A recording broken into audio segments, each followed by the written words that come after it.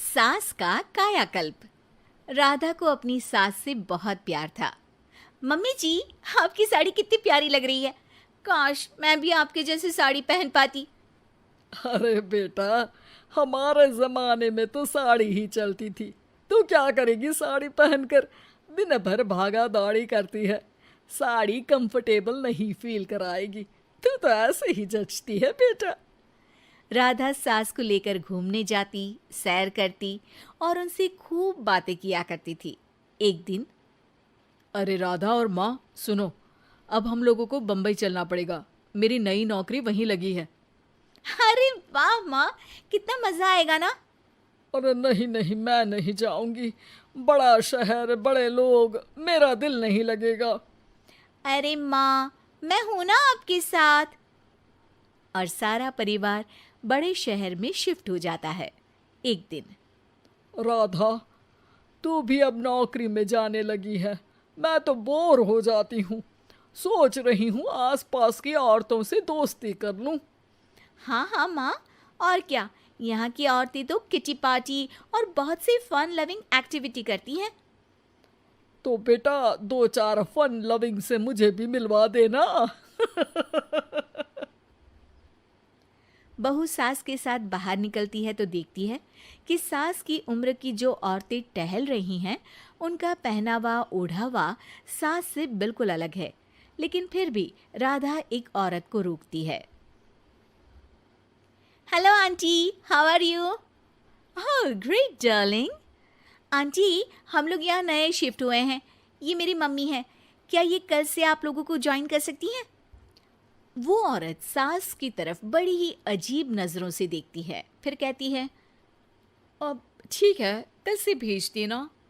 सास समझ जाती है कि उस औरत को वो ठीक नहीं लगी, लेकिन फिर भी वो कुछ नहीं बोलती। अगले दिन, अरे माँ, अच्छी सी साड़ी पहनकर तैयार होकर जाइए।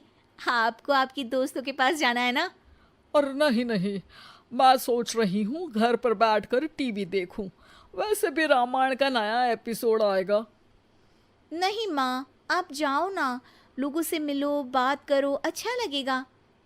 ना चाहते हुए भी सास उन लोगों के पास जाती है, लेकिन सभी सास से बुरा व्यवहार करते हैं। सास मुंह लटकाकर घर आ जाती है। बहू समझ जाती है कि सास को कुछ हुआ है। वो रोज सास को पार्क में भेजती, लेकिन सास रोज मुंह लटकाकर वापस आ जाती। क्या हुआ माँ, आप बाहर जाकर खुश नहीं होती हैं? अरे बेटा, खुश तो हूँ लेकिन लेकिन क्या माँ, आपको तो लोगों से मिलना, बातें करना अच्छा लगता था। मैं देख रही हूँ कि आजकल आप बाहर से आती हैं तो परेशान सी दिखती हैं। सास कुछ नहीं कहती, अपने कमरे में चली जाती है। अगले दिन राधा चुपके से सास के पीछे पार्क में जाती है। हेलो, कैसे हैं आप लोग? एक औरत मुंह बनाकर साइड हो जाती है। सभी एक दूसरे से बात करती हैं, लेकिन राधा की सास साइड में चुपचाप अकेली बैठी रहती हैं। राधा घर आती है और सास के वापस आने का इंतजार करती है। सास मुंह लटकाकर घर आती है। अरे मम्मी जी, तब से इंतजार कर रही हूँ, जल्दी तैयार हो जाइए, मार्केट जाना है। राधा सास को लेकर बाजार जाती है और उन्हें कुछ मॉडर्न कपड़े दिलाती है। अगले दिन सास उन कपड़ों को पहनकर पार्क में जाती है। Oh my god, you are looking gorgeous. Beautiful top, कहाँ से लिया? हे, मेरे घर में कल किटी है, तुम जरूर आना। अजीब औरतें हो तुम लोग। मैं रोज आती थी तब तो तुम लोग सीधे मुंह बात भी नहीं करती थी। आज इन कपड़ों को देखकर तुम मुझे घर बुला रही हो। लेकिन सुनो, अब मुझे तुम लोगों से कोई बात नहीं करनी और ना ही दोस्ती करनी है। अरे तुम तो बुरा मान गई। वैसे दोस्ती नहीं करनी थी तो ये कायाकल्प क्यों किया? ये मेरी बहू ने किया है। मैं यहाँ सिर्फ ये देखने के लिए आई थी कि तुमको मुझसे समस्या है या मेरे कपड़ों से। कपड़े तो बदले जा सकते हैं।